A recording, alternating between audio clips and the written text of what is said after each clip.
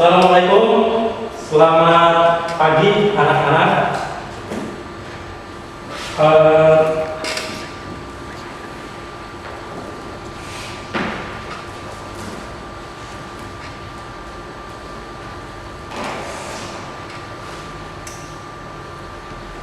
Apa kabarnya hari ini, anak-anak?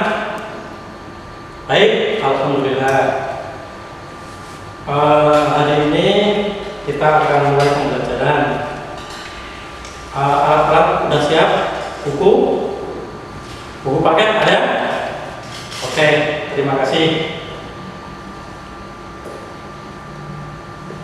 Sebelum kita mulai pembelajaran, alangkah baiknya kita mulai dengan berdoa. Untuk ketua kelas, silakan untuk memimpin doa. Silakan.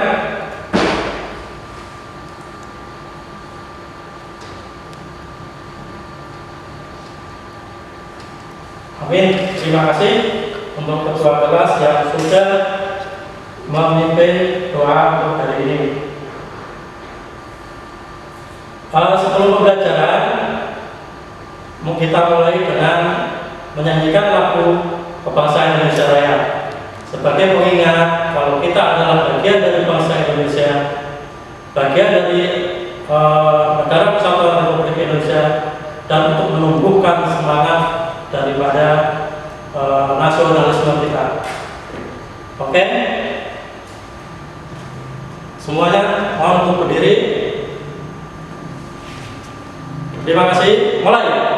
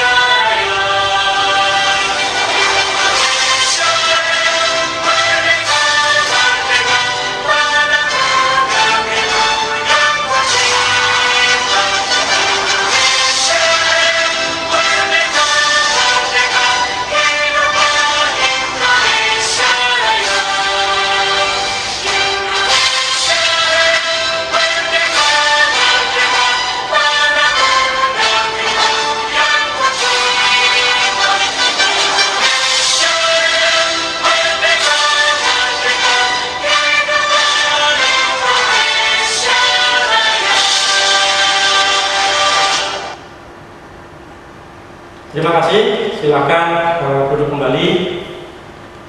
Baiklah, Bapak absen dulu ya. Yang tidak masuk siapa?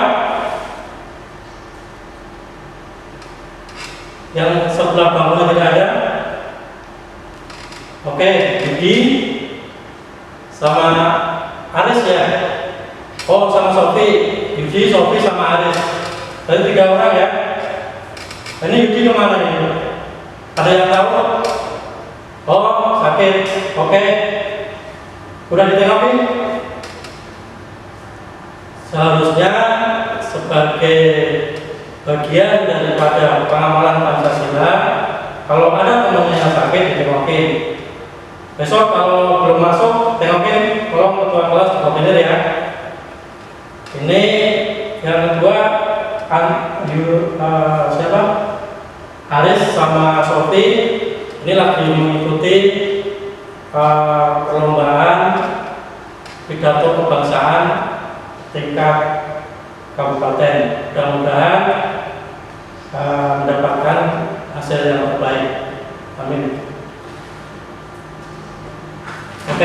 materi akan Bapak mulai. Hari ini kita akan membahas tentang praktek perlindungan dan penegakan hukum dalam masyarakat untuk menjamin keadilan dan kedamaian.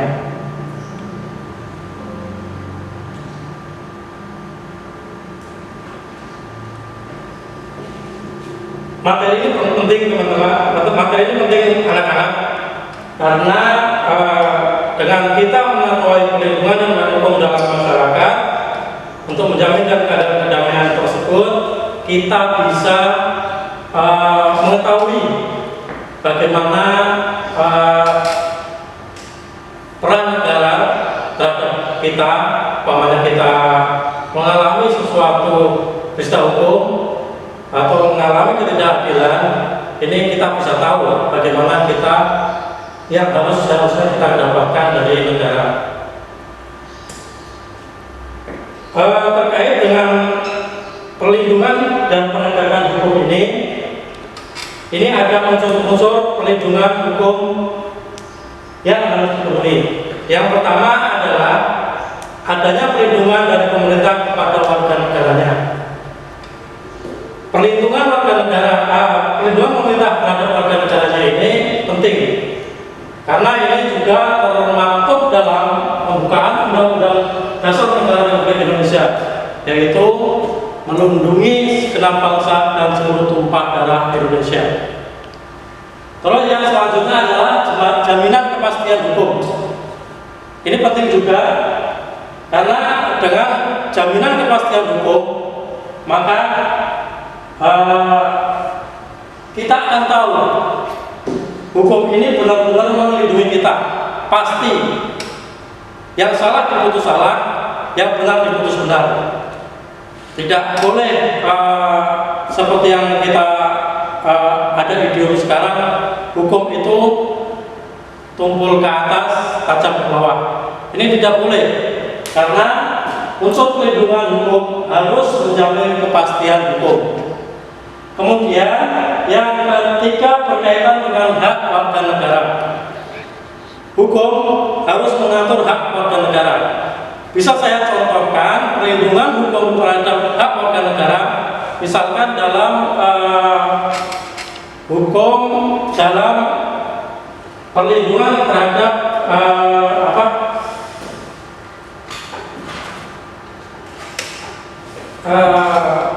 hak untuk berkumpul dan menyatakan pendapat.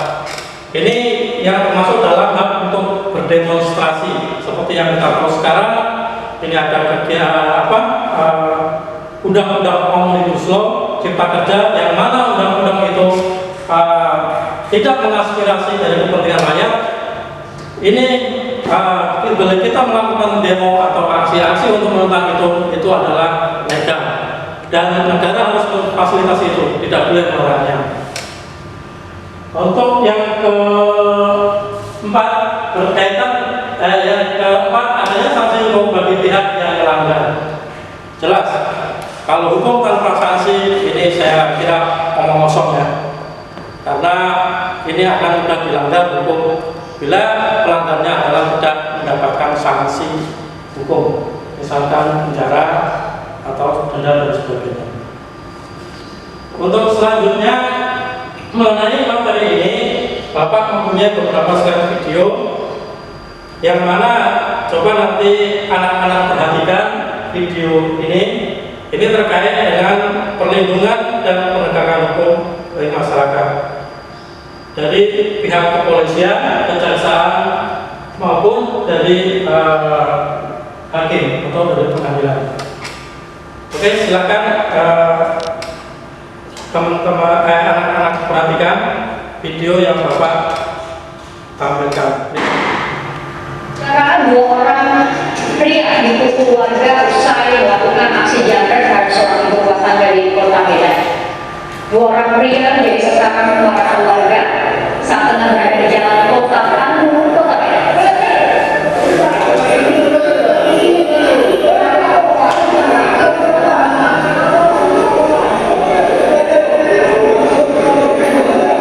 Kami tidak bisa menampilkan gambar ini secara utuh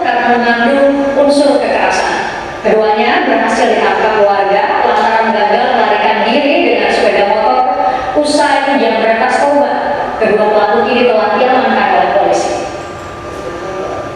Tersangka berhasil mengambil dompet milik seorang perempuan itu, dan di dalamnya terdiri dari handphone dan uang, dan berhasil kita amankan dalam bukti dompet tersebut bersama dengan tersangka dan korban kita akan melakukan polisi.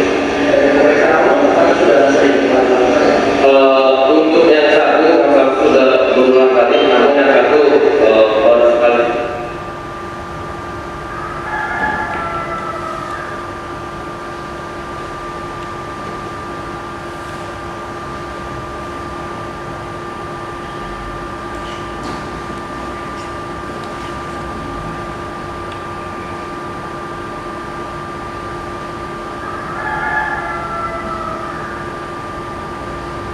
Saudara, 2 orang pria dipukul warga usai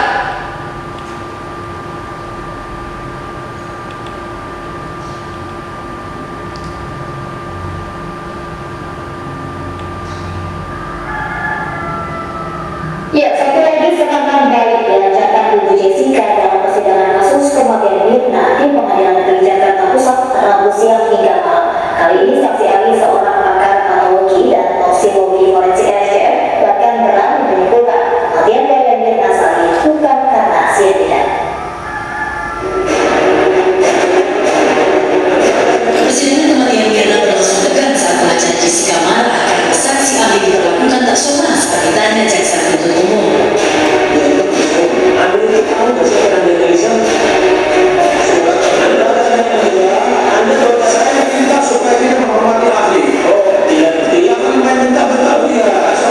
Sidang bahkan sempat diskors majelis hakim karena perdebatan semakin sengit saat jaksa mempertanyakan keterangan dan kompetensi ahli.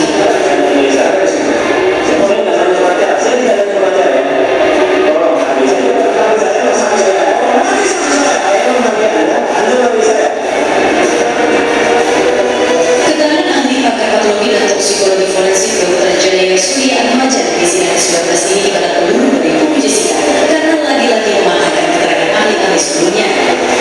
Ahli menjelaskan temuan 0,2 mg karbonat cyanida di dalam lambung Mirna terlalu sedikit untuk menyebabkan kematian. Kemungkinan cyanida itu terbentuk akibat proses pasca kematian.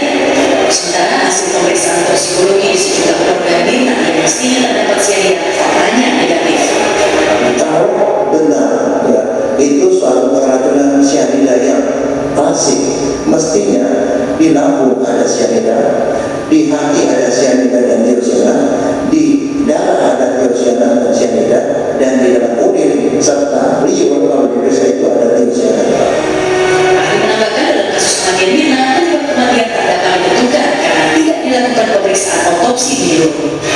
Tim Putra TVRI Suria, Jakarta.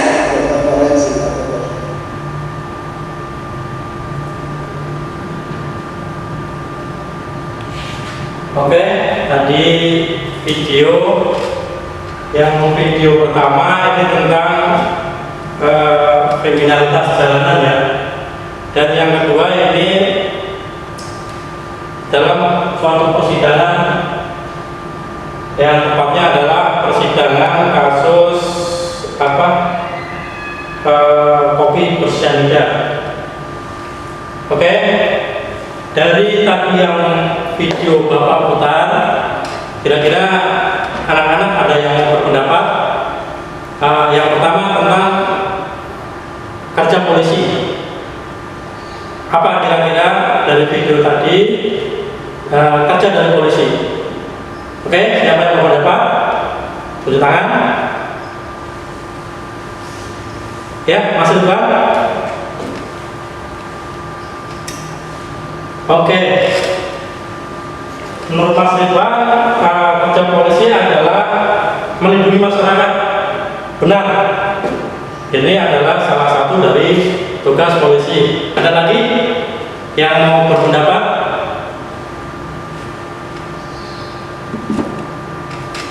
Ya, Mas Abdul. Apa kira-kira tugas dari polisi sesuai dengan video yang tadi Bapak putarkan?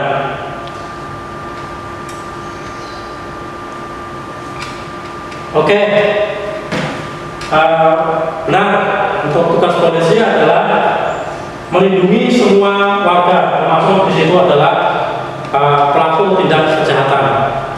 Karena kalau pelaku tindak kejahatan tidak dilindungi, ini bisa terjadi main hakim sendiri, yang mana bila itu dibiarkan maka akan terjadi kekacauan di negara ini. Oke, terkait dengan kerja polisi, terkait dengan tugas polisi, ini termaktub dalam pasal 16 Undang-Undang Republik Indonesia tahun 2002 tentang Kepolisian Republik Indonesia. Yang pertama, melakukan penangkapan, penahanan, penggeledahan, dan penyitaan. Bila terjadi kasus kriminalitas, maka polisi bisa melakukan penangkapan, penahanan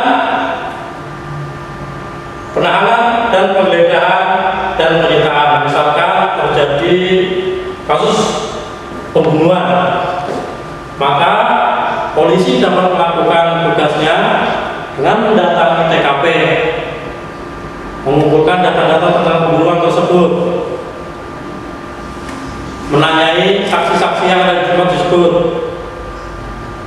Ini adalah tugas daripada polisi, yang mana tujuan dari semuanya itu adalah menciptakan keadilan dengan menuntaskan kasus tersebut hingga siapa yang bersalah dapat dibawa ke pengadilan. Yang kedua, menghentikan penyidikan.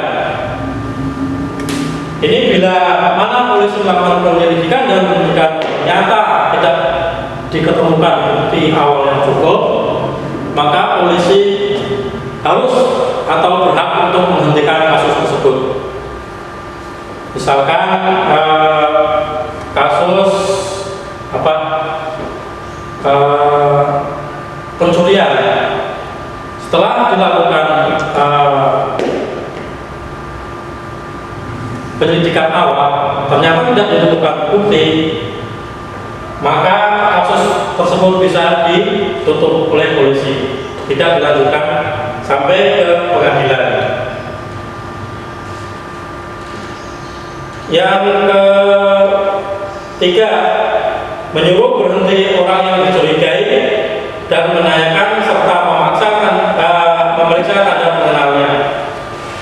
Ini umpamanya ada orang yang mencurigakan, itu berada di suatu lingkungan, dia belum tentu bersalah, tetapi ketika orang itu mencurigakan, gerak-geriknya mencurigakan, maka polisi mempunyai kewenangan untuk memeriksa orang tersebut, digeledah apakah orang tersebut membawa barang-barang berbahaya misalkan, atau narkoba misalkan, atau yang lainnya. Jadi sebelum ada bukti orang itu bersalah, polisi mempunyai wewenang untuk memeriksanya. Terus yang terakhir adalah mendatangkan orang ahli yang diperlukan dalam hubungan dengan pemeriksaan perkara. Misalkan sekarang ini banyak terjadi pelanggaran undang-undang ITE. Ini untuk menentukan apakah misalkan suatu postingan itu mengandung unsur kriminal atau tidak, ini bisa ditanyakan kepada ahli, misalkan ahli digital forensik, apakah benar itu video atau unggahan dari orang tersebut, atau memang video itu ada rekayasa untuk menjatuhkan orang tersebut. Ini yang selanjutnya adalah tugas dan fungsi dari kejaksaan, advokat, juga hakim. Seperti video yang telah tadi Bapak tampilkan, ini kira-kira apa menurut anak-anak kerja daripada hakim, advokat, dan pengacara? Pengacara, coba kejaksaan dulu deh, kejaksaan. Siapa yang berpendapat? Oke, Mas Ridwan. Oke, melakukan penuntutan tepat. Tadi setelah dari kepolisian yaitu penyelidikan, berkas-berkasnya akan dikirimkan ke kejaksaan untuk dilakukan penuntutan. Dan apabila berkas-berkas tersebut sudah P21, maka bisa diajukan ke pengadilan. P21 artinya berkas-berkasnya lengkap. Terus kemudian terkait dengan proses peradilan ini ada advokat untuk pengacara. Pengacara ini tugasnya adalah membela kepentingan daripada terdakwa. Jelas ya? Karena untuk terdakwa ini kan bisa juga terdakwa itu adalah orang awam yang tidak tahu menahu tentang hukum. Jadi agar proses tersebut tidak merugikan daripada terdakwa, maka harus ada pengacara. Ini pengacara bisa dari negara kalau umpamanya terdakwa ini tidak mempunyai uang untuk membayar pengacara. Tapi kalau seandainya bisa, banyak sekarang untuk profil pengacara ini sangat menjanjikan karena sekarang banyak terjadi kasus-kasus hukum yang mana untuk membela mereka mengeluarkan biaya yang lebih sedikit agar mereka digunakan dalam pengadilan nanti. Terus yang ketiga adalah hakim. Hakim ini mempunyai peran yang sangat penting dalam menegakkan dan keadilan. Karena kalau prosesnya itu sudah benar, tetapi ternyata hakim memutuskan suatu perkara ini tidak adil, maka keadilan itu tidak bisa akan terwujud. Saya kira itu. Jadi hakim dalam memutuskan suatu perkara ini harus berdasarkan dengan undang-undang. Karena negara kita adalah negara hukum. Jadi tidak boleh semena-mena. Hakim memutuskan suatu perkara dengan misalkan dengan logikanya sendiri. Ini tidak bisa, karena semuanya harus berdasarkan pada hukum. Itu kira-kira tentang kerja daripada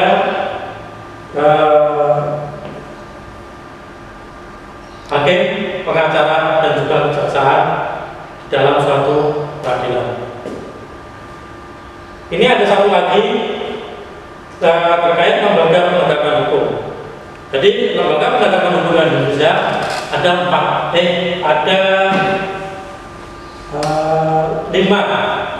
Yang pertama adalah kepolisian, kejaksaan, advokat, hakim. Yang satu lagi adalah KPK. KPK ini adalah suatu lembaga ad hoc, artinya tidak tetap, yang bertugas atau mempunyai kewenangan atau dibentuk ini dengan tujuan tertentu, yaitu dalam rangka pemberantasan korupsi di Indonesia yang semakin masif dan semakin merajalela. Karena luar biasanya kasus korupsi di Indonesia itu, maka di Indonesia dibikin suatu lembaga yang super power, yang mempunyai kewenangan lebih, di mana kewenangan dari KPK itu mulai dari penyidikan sampai penuntutan. Tapi setelah kira-kira kasus korupsi di Indonesia ini mereda, maka KPK bisa dibubarkan. Oke, itu tadi peran dari lembaga penegakan hukum di Indonesia dalam rangka mewujudkan keadilan dan kedamaian. Dari materi yang tadi Bapak jelaskan, ini saya minta kepada anak-anak untuk membuat suatu resume gimana sinergitas antara kerja lembaga-lembaga penegak hukum tersebut, mana polisi, jaksa, advokat, hakim ini bagaimana bersinergi dalam mewujudkan suatu tujuan negara yaitu melindungi segala bangsa dan seluruh tumpah darah Indonesia.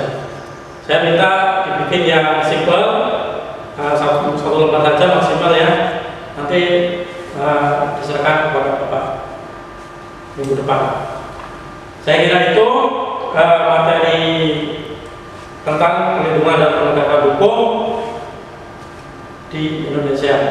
Oke, saya kira materi demikian cukup, saya coba demikian. Terima kasih. Sebelum kita pembacaan yang baik, marilah kita berdoa kepada Allah Subhanahu wa taala semoga yang bermanfaat. Oke, silakan berdoa mulai.